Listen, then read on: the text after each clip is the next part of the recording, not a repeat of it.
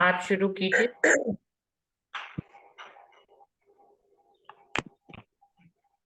बोलो श्री प्राणनाथ प्यारे की जय। बोलो श्री सतगुरु महाराज की जय। सर्व सुंदर साथ की जय।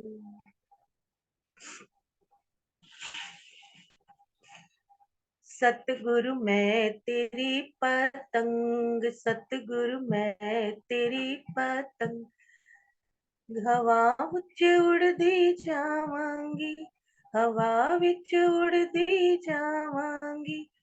साइया डोर हथों छड़ी ना मैं कट्टी जावांगी। साइया डोर हथों छड़ी ना मैं कट्टी जावांगी। सतगुरु मैं तेरी पतंग, बाबा मैं तेरी पतंग। बड़ी मुश्किल दे नाल मिलिया मैनू तेरा सहारा है बाबा, तेरा द्वारा है। बड़ी मुश्किल दे नाल मिलिया मैनू तेरा द्वारा है बाबा, तेरा द्वारा है।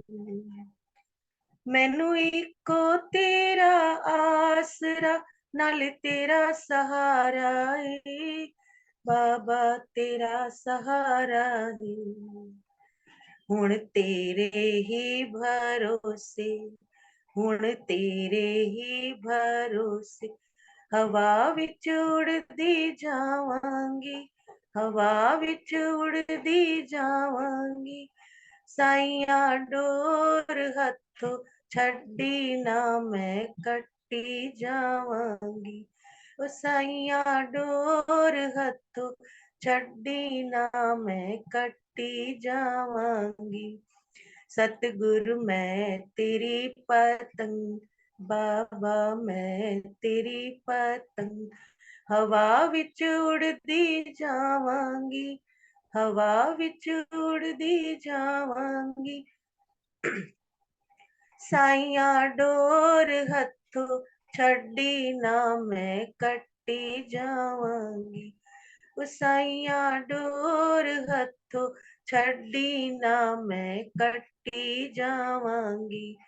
सतगुरु मैं तेरी पतंग। इन चरणा कमला नालो मैनू दूर हटावी ना, साइया दूर हटावी ना। इन चरणा कमला नालो मैनू दूर हटावी ना, साइया दूर हटावी ना। इस झूठे जग दे अंदर मेरा पेचा लाई ना, साइया पेचा लाई ना। जे कट गई ता सतगुरु, जे कट गई ता सतगुरु, फिर मैं लुटी जावांगी, फिर मैं लुटी जावांगी। साइया डोर हथों छड़ी ना मैं कट्टी जावांगी। ओ बाबा डोर हथों छड़ी ना मैं कट्टी जावांगी। सतगुरु मैं तेरी पतंग, बाबा मैं तेरी पतंग, हवा विच उड़दी जावांगी, हवा विच उड़दी जावांगी। साइया डोर हथों छड़ी ना मैं कट्टी जावांगी। अज मलिया बुआ आके मैं तेरे द्वार दा, मैं तेरे द्वार दा।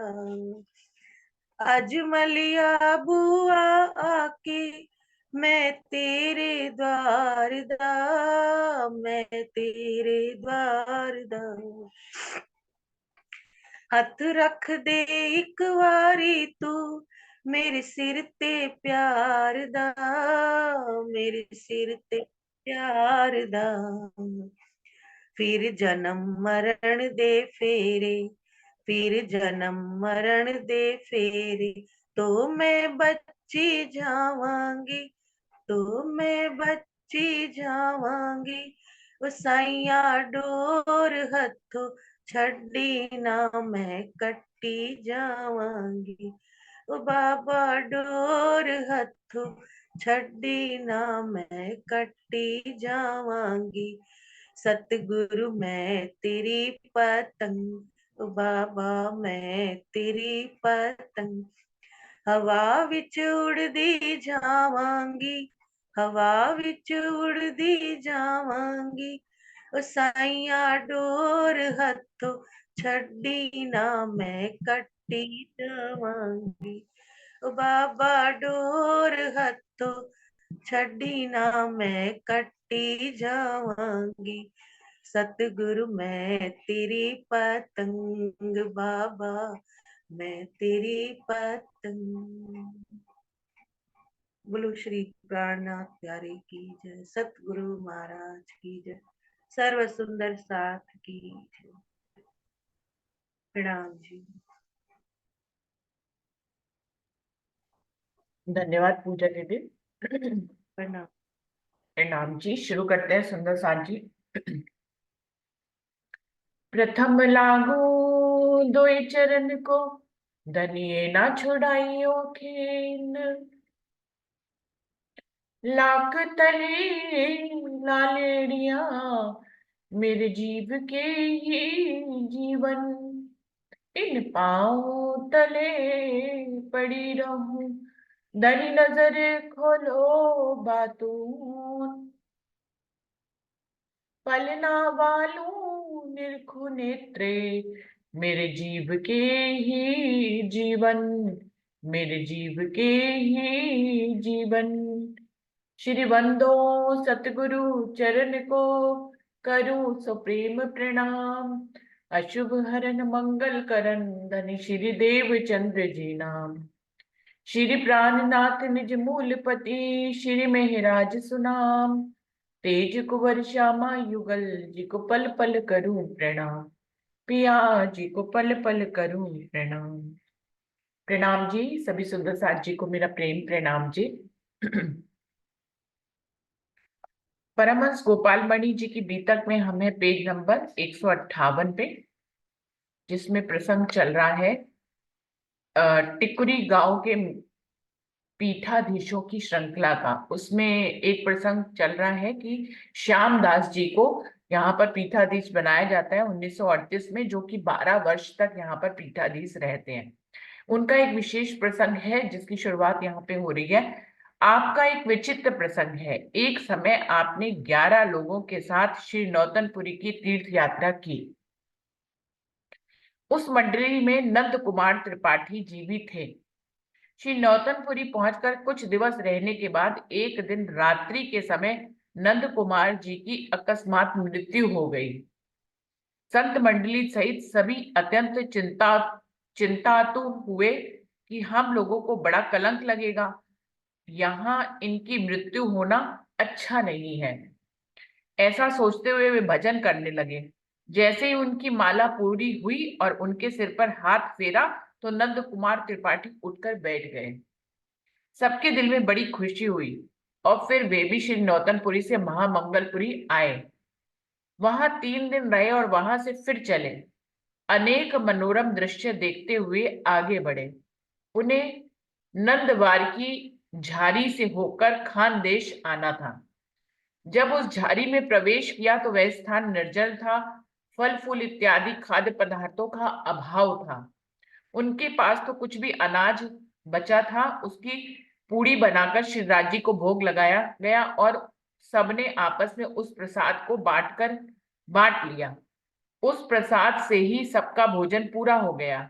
इस तरह चलते हुए आप सबके साथ गंगा पहुंचे, मतलब टिकुरी गांव पहुंचे। त्रिपाठी नंद कुमार जी अपने घर तिवनी ग्राम गए। घर पहुंचने के 6 महीने के बाद आपका धाम गमन हो गया। तो ये एक विशेष प्रसंग है कि ये लोग उनके साथ गए थे, लेकिन त्रिपाठी जी बीच में ही उनकी मृत्यु हो गई। तो इन लोगों को अच्छा नहीं लगा कि हमारे साथ तीर्थ यात्रा में आए, हम इनके घर वालों को क्या जवाब देंगे। तो बस भजन करने लगे, और जैसे ही उनके सर पे हाथ फेरा कि वो जिंदा हो गए। और फिर उनके साथ पूरा तीर्थ यात्रा करी उन्होंने। लेकिन उनका समय पूरा हो चुका था। तीर्थ यात्रा करने के बाद जैसे ही घर आए, तो उसके 6 माह के अंदर उनका धाम गमन हो गया। तो इस तरह से ये उनके जीवन की विशेष घटना है कि एक त्रिपाठी जी मृत्यु को प्राप्त होकर फिर से जागृत हो गए थे। अभी पेज नंबर 159 है, और सुनहरी ग्राम का वृत्तांत हेडिंग चल रही है। अब इसमें देखते हैं कि वो हमें क्या बताना चाह रहे हैं।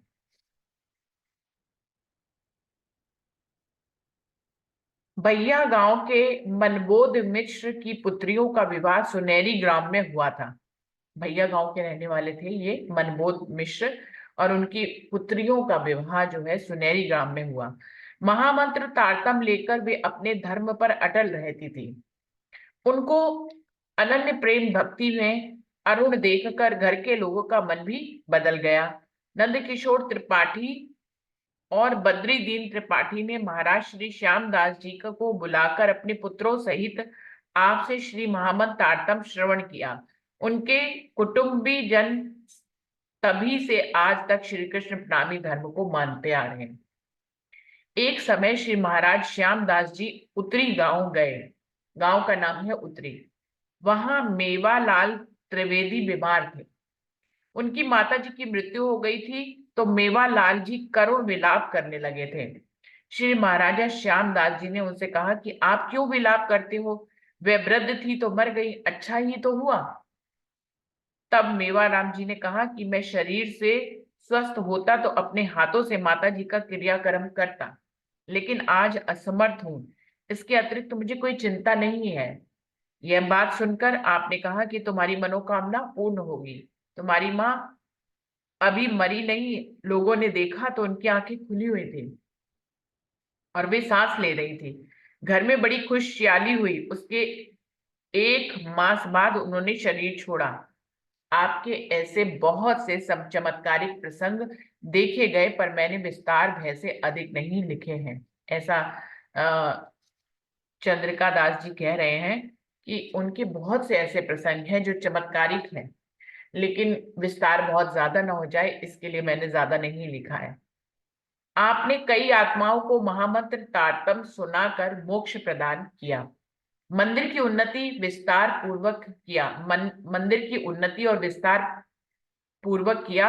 आप विक्रम संवत 1950 में धाम पधार गए। तो इस प्रकार से श्यामलाल जी का भी अंत हुआ।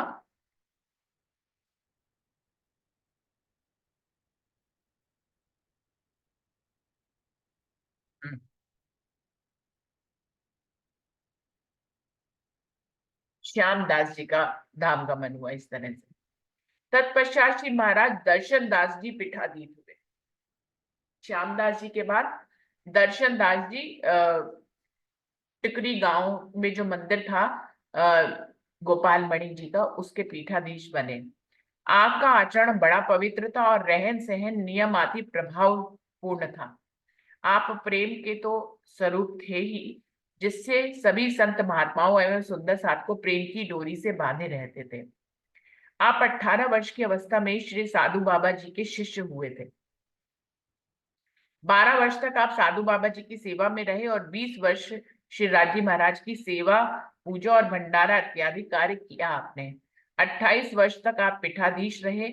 मंदिर का कार्यभार संभालते हुए अपने नियमों में सदा अटल रहे।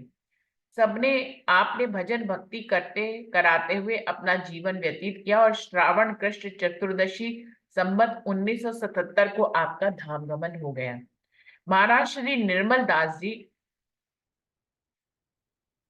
पहले से ही पदाधिकारी हो चुके थे। श्री महाराज दर्शन दास जी ने अपनी जीर्ण अवस्था को देखकर धाम यात्रा से पहले ही मंदिर का कार्यभार उन्हें सौंप दिया था। इसलिए धाम चलने के पश्चात श्री महाराज निर्मल दास जी पीठाधीश हुए। उन्होंने भी मंदिर की हर प्रकार की तरक्की की, जमीन इत्यादि पर विस्तार किया। आपके तेज से साधु संत और सुंदर साथ ही नहीं, जनता भी कांपती थी। आपका शासन किसी राष्ट्र से कम नहीं था।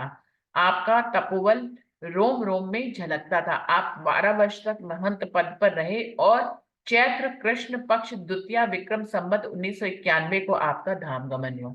तो ये टिकरी गांव के पीठाधीशों का वर्णन बता रहे हैं कि कौन कितने समय तक वहां पर पीठाधीश रहा और उसके अंदर कितना तेज था, कितना तपोबल था उनके अंदर, जिस हिसाब से वो सेवा करते थे, क्योंकि साधु बाबा के समय के वो उनके शिष्य थे।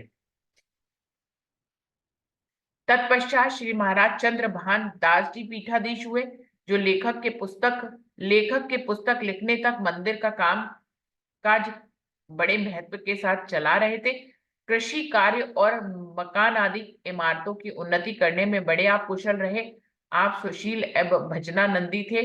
सब जगत एवं सुंदर साथ आपके रहन सहन पर अति प्रसन्न रहते थे। आप ब्रह्म ज्ञान के वक्ता और श्री राजी महाराज के परम भक्त थे।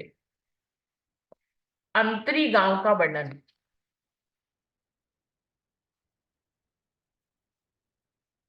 भवानी, ये पेज नंबर है 161। अंतरी गांव का वर्णन। भवानी बख्श द्विवेदी के 3 पुत्र थे। एक सुंदर साथ है, भवानी भक्त द्विवेदी, इनके 3 पुत्र थे। उनके नाम थे दुर्गा प्रसाद, जगजीत और शिव रतन प्रसाद।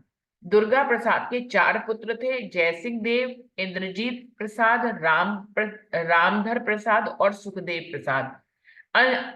जगजीत का एक ही पुत्र मेवालाल था और शिव रतन प्रसाद के 3 पुत्र अजायब लाल, नोखे लाल व हृदय लाल थे।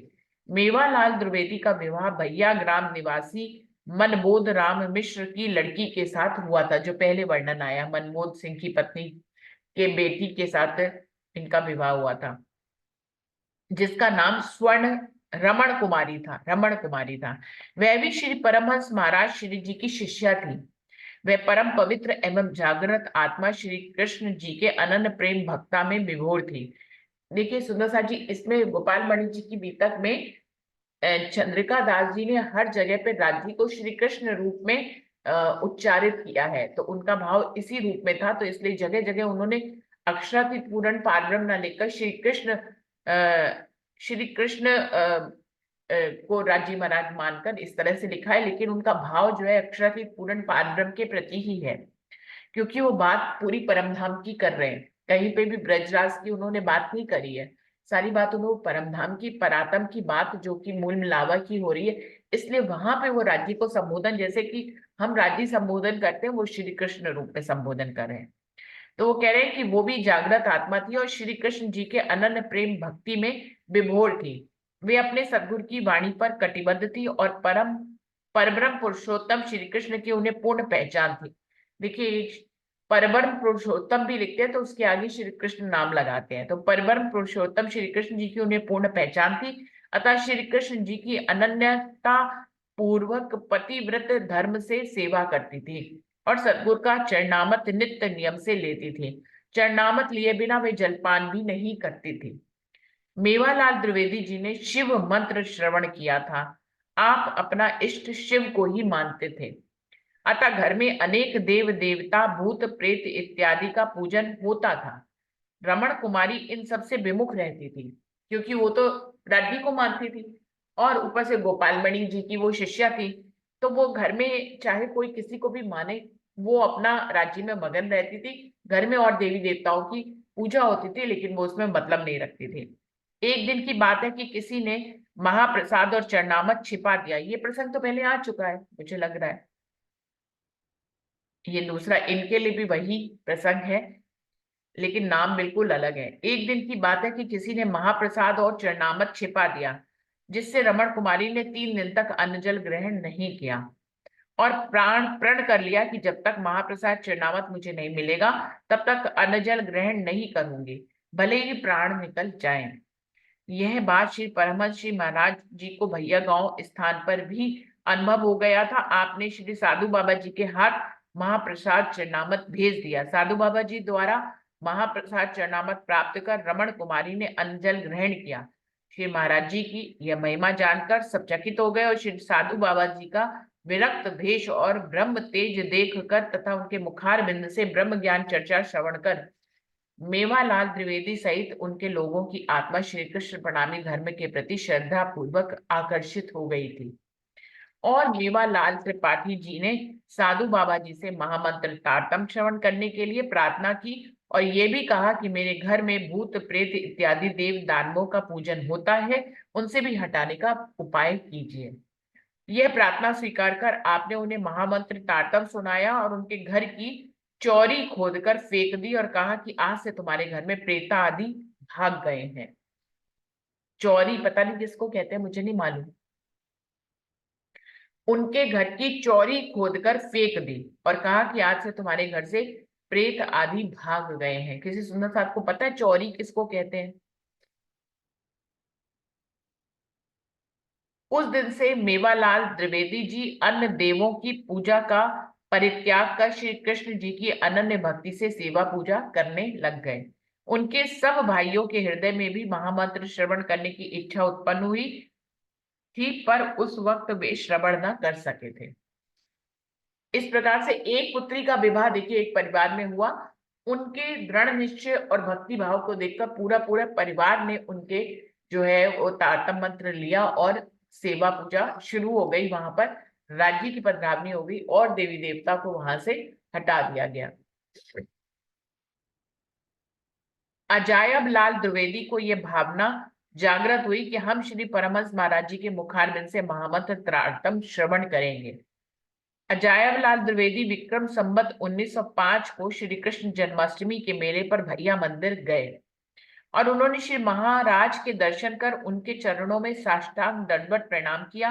वे महामंत्र तारतम श्रवण करने के लिए आप श्री प्रार्थना करने लगे तो आप श्री ने कहा कि मेरे द्वारा तुम्हारी आत्मा की जागृति नहीं होगी, इसलिए मैं तुम्हारे महामंत्र का उपदेश नहीं दे सकता।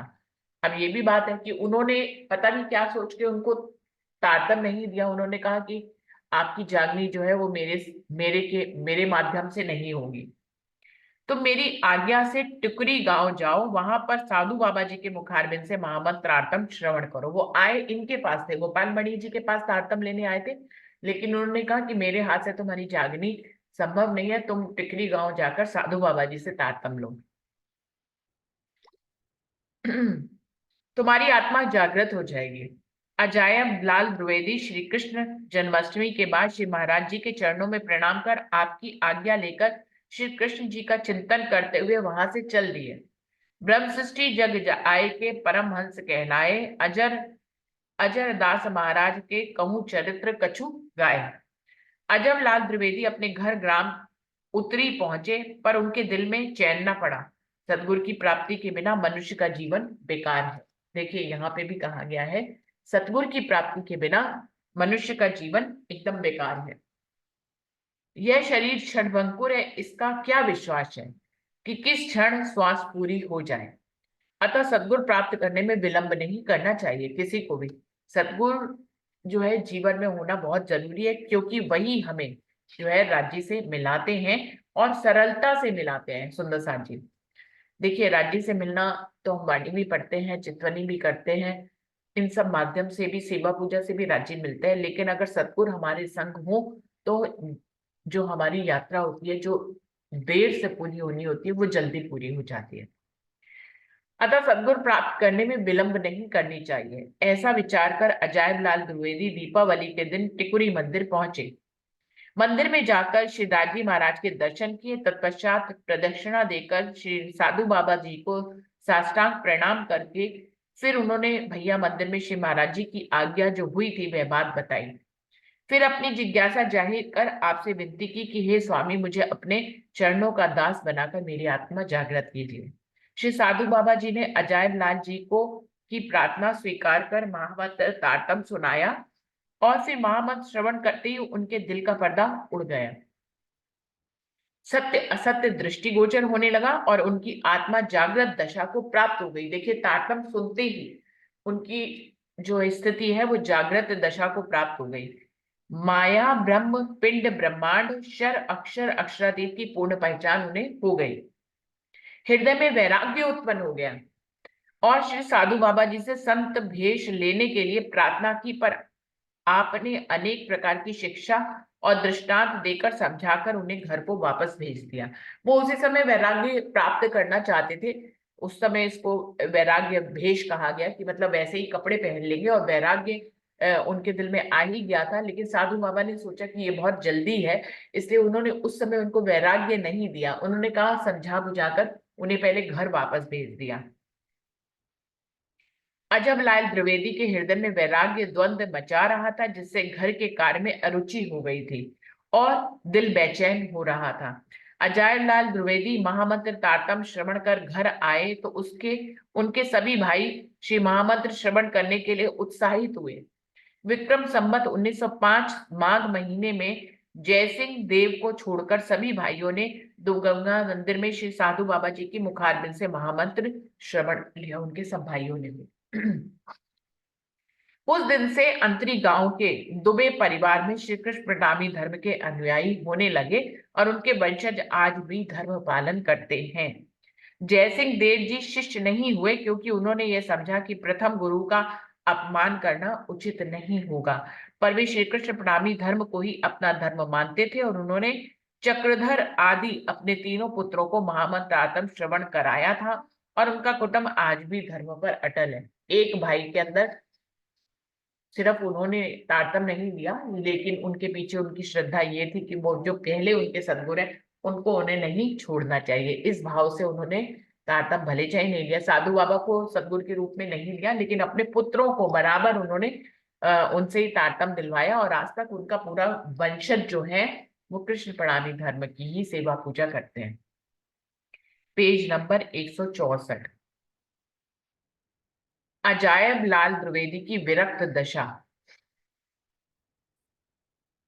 अजायब लाल जी का घर पर मन नहीं लग रहा था, फिर भी किसी प्रकार एक वर्ष घर में ही व्यतीत किया। वैराग्य के कारण गृहस्थी से दिल ऊब गया तथा मायावी पदार्थों से उनका मन हट गया था। रात दिन श्री कृष्ण पुरुषोत्तम के वियोग की अग्नि दिल में दहकने लगी थी। सुंदर साथ जी, आज और उस समय को अगर यदि हम कंपेयर करें तो हम लोग हैरान हो जाएंगे कि उस समय देखिए कितनी जल्दी जर्नी हो जाती थी, विरक्त भावना कितनी जल्दी आ जाती थी।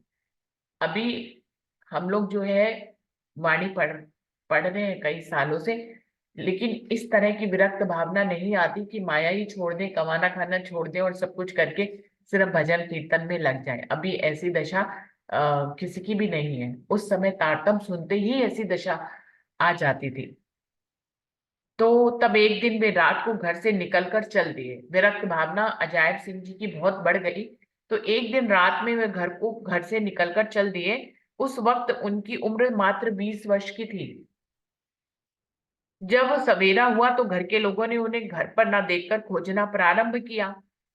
बहुत दूर ढूंढा पर उनका पता न चला। अजायब लाल जी चलते चलते श्रीपांच पद्मावतीपुरी धाम पहुंच गए। वहां पर एक वर्ष रहकर आपने श्री मुखवाणी का कुछ अभ्यास किया और यहीं पर किसी महात्मा से साधु वेश भी धारण कर लिया। तत्पश्चात कैमोर पहाड़ होते हुए श्री सोनभद्र नदी के तट पर पहुंचे और वहां वन उपवनों की शोभा देखते हुए आगे चले तो उन्हें एक नवीन दृश्य दिखाई पड़ा, जो अत्यंत सुंदरता लिए मन को आकर्षित कर रहा था। वहां केतकी, केवड़ा, जूही, गुलाब, बेला, चमेली आदि अनेक प्रकार के पुष्प खिले सुगंधि फैला रहे थे। उसमें भंवरे झुंड झुंड में गुंजार करते मुग्ध हो रहे थे। उत्तर दिशा के पहाड़ की नदियों से पानी के झरने उछल रहे थे, जिसके कारण पृथ्वी में झील रूप धारण कर लिया था। जल की नहरें प्रवाहित होकर दक्षिण की ओर सोनभद्र नदी में प्रवेश कर रही थी। दक्षिण में सोनभद्र नदी पश्चिम से पूरब की ओर प्रभावित हो रही थी। वे जिस स्थान पर खड़े होकर उस दृश्य का अवलोकन कर रहे थे वहां पर वन उपवन यमला अर्जुन के विशाल वृक्ष पर्वत के समान ऊंचे चले गए थे। उस वन में आम के वृक्ष और मधुवन भी शामिल था। यत्र तत्र वृक्षों पर चढ़ी हुई लताएं वनों को आच्छादित कर झूम रही थी।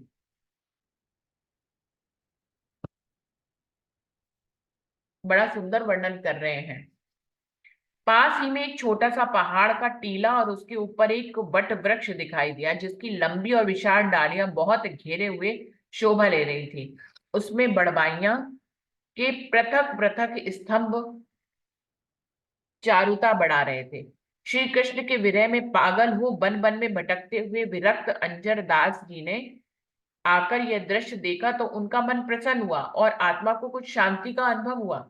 दिल में उमंग उमड़ उठी और निश्चित किया कि इसी स्थान पर कुछ दिन रहकर श्री कृष्ण का चिंतन करूंगा तो कृपा सिंधु दीन बंधु दया कर मुझे अवश्य दर्शन देकर अपने चरणों का सहारा देंगे। ऐसा विचार कर के उस वट वृक्ष के नीचे आसन लगाकर ध्यानमग्न हो गए। विरह वियोग की अग्नि हृदय में धधकने लगी। इस कारण नेत्रों से अश्रु की बूंदें टपक कर झरने के सदृश बहने लगी। शरीर रूपी भवन में जो निवास करने वाले काम क्रोध लोभ मोह आदि दुष्ट जन टुकड़े टुकड़े हो विरह रूपी अग्नि में भस्म हो रहे थे। सुंदर साल जी देखिए उनकी विरह की दशा का पूरा वर्णन किया जा रहा है कि ध्यान मग्न होते हुए भी उनके आंसू रुक नहीं रहे थे। जो उस नदी में उनके आंसू जो है बह बह के उस नदी में प्रवेश करने लगे और उनके अंदर काम को क्रोध लोभ मोह अहंकार की जो भी टुकड़े थे वो टुकड़े टुकड़े हो गए। अजर दास जी महाराज मन ही मन विचार कर रहे थे कि मुझ में कौन सा अपराध हुआ है जो मेरे प्राण प्रति प्राणनाथ श्री कृष्ण ने सब पद पदार्थ दिखाए पर वे मुझे अपने दर्शन के लिए तड़पा रहे हैं। क्या मुझे अपने दिव्य स्वरूप के दर्शन नहीं देंगे, ऐसा उनके मन में आ रहा था। क्या ऐसे ही निष्ठुर हो जाएंगे? क्या मेरे ऊपर दया नहीं करेंगे? जिनका नाम दीन बंधु है मुझे विश्वास है कि निश्चित ही दर्शन देकर मेरी अभिलाषा पूर्ण करेंगे। देखिए आदिकाल से अब तक सबकी जो है इच्छा एक ही होती है कि वो जिनको की भक्ति कर रहे हैं उनका वो दर्शन करें। इनके मन में भी वही अभिलाषा है। ऐसा विचार कर प्राण शरीर में अटके थे पर उनका एक एक क्षण वर्ष के समान बीतता था। देखिए उनका एक एक पल एक एक वर्ष के समान बीत रहा है। इतना विरह की अग्नि उनके अंदर आई हुई है कि वो कह रहे हैं कि मुझे दर्शन मिले ही मिले। इस तरह उनका प्रेम प्रबल हो रोम रोम में विध गया और आत्मा दर्शन के लिए तड़पने लगी। एक दिन अचानक एक तेजमय मंडल दृष्टिगोचर हुआ और उस तेज मंडल में एक दिव्य स्वरूप के दर्शन हुए जिसके सिर पर मोर पंख के समान मणियों से जटिल कीट मुकुट श्रवण में कुंडल और नासिका अग्र से पेशानी पर्यंत केशर तिलक और मध्य लाल बिंदी नेत्र तारे काजल अनियारे तिलछी चितवन लाल अधर कपोल दंत जानो दाढ़ी की कलियां मंद मंद मुस्कान जानो कुछ कहना चाहते हैं। कंठ बीच रत्नों के हार उसमें दुगदुगी झलकती है। कटी पर क्षुद्र जाल अंग पर पंच वस्त्र हस्त कमल की 10 उंगलियां बीच 10 उंगलियों और कर कमलों में लाल रत्नों की भूषित बंशी शोभित है। चरणों में 4 भूषण है उनमें से अनंत किरणें निकल रही हैं। ऐसे दिव्य स्वरूप को देखकर अजर दास जी चकित हो एकटक देखने लगे। तो राज्य के दर्शन की बात यहाँ पे उनके पूरे श्रृंगार का वर्णन कर रहे हैं। सुंदर साथ जी बहुत कुछ वाणी से मिलता जुलता ही है। अलग अलग वर्णन नहीं किया है लेकिन चरणों में 4 आभूषणों का वर्णन किया है, गले में हार का वर्णन किया है, हाथों में अंगूठियों का वर्णन किया है और उनके मुखारविंद की तो पूरी शोभा ही उन्होंने वर्णन करी कि कैसे उनके नयन है कैसे उनके होठ हैं। तो पूरी वर्णन कर रहे हैं। ऐसे दिव्य स्वरूप को देखकर अजय दास जी चकित हो एकटक देखने लगे और आनंद कृष्ण श्री कृष्ण चंद्र ने आपकी दिव्य दृष्टि कर दी थी जिससे आपने सब अंगों की छवि अपने हृदय कमल में बसाई और उस छवि को देखकर स्वयं मुग्ध हो गए। तो उन्होंने उस छवि को अपने हृदय में भी बसा लिया। तब श्री राजी ने मुस्कुराते हुए कहा, हे दिव्यपुर धाम की आत्मा अजरानंद सखी, तुम खेल रूपी यह झूठा संसार देखने आई हो। तुमको जागृत ज्ञान महामंत्र तारतम प्राप्त हो गया है। अब तुम खेल की अन्य आत्माओं को जागृत ज्ञान देकर दिव्यपुर धाम लाओ। तो इस प्रकार से आगे जागने का आदेश इनको मिल गया। तुम मेरे दिव्य स्वरूप के दर्शन के लिए लालायित थे, उसके दर्शन हो गए हैं। अब तुम किसी बात की परेशानी अब तुम्हें किसी भी बात की परेशानी नहीं होगी क्योंकि वो उन्हीं की विरह में तड़प रहे थे। अब विरह खत्म हुआ तो अब जागनी के कार्य के लिए उनको नियुक्त किया गया। ऐसा कहकर शिवराज जी महाराज आलोक हो गए। जब वे अदृश्य हुए तो महाराज अदर दास जी चौंक उठे और चारों तरफ चकित हो देखने लगे। फिर मन ही मन कहने लगे कि जिन महाप्रभु ने मुझे मुझ दीन को दर्शन दिया, वे कहाँ गए? धन धन हो प्रभु दीन बंधु दयालु, मेरी प्रार्थना स्वीकार कर मुझे आपने दर्शन दिए और सब प्रकार से मेरी मनोकामना आपने पूर्ण कर दी है। उस दिन से श्री राजी महाराज के स्वरूप का दिव्य ब्रह्मपुर धाम तथा निज दिव्य स्वरूप का चितवन कर आप प्रेम में तल्लीन रहने लगे। और कुछ समय बीतने के बाद बाकी गांव निवासी थम्भन दास चौबे को मालूम हुआ कि केतकी वन में एक ब्रह्म मुनि बहुत समय से ध्यान मग्न है। यह बात सुन गलथम्बन दास जी दर्शन के लिए मोहन लाल मिश्र को साथ में लेकर वहां पहुंचे और वहां पर आपके दर्शन कर साष्टांग दंडवत प्रणाम किया और आपसे सत्संग करने लगे। उस समय सत्संग से मालूम हुआ कि महाराज जी परात्म परब्रह्म श्री कृष्ण जी के अनन्य भक्त हैं। फिर ज्ञान चर्चा करते हुए अपने अपने सदगुरु के नाम बताए गए तो पता चला कि दोनों एक ही गुरु के शिष्य हैं और एक ही संप्रदाय के अनुयायी थे। फिर क्या था, गलथम्बन दास जी के प्रेम और सेवा के कारण आप केतकी वन में 1 वर्ष और रहे और तत्पश्चात वहां से पहाड़ को पार कर करौंदिया आए और ग्राम के पूर्व दिशा में अनेक जाति के वृक्ष और लताओं से आच्छादित सघन वन को चीर कर धनुष के आकार वाली एक पहाड़ी नदी कल कल की आवाज करती हुई दक्षिण से उत्तर को प्रभावित हो रही थी। उस धनुषाकार स्थान पर अजरदास जी ने महाराज ने आकर निवास करने लगे।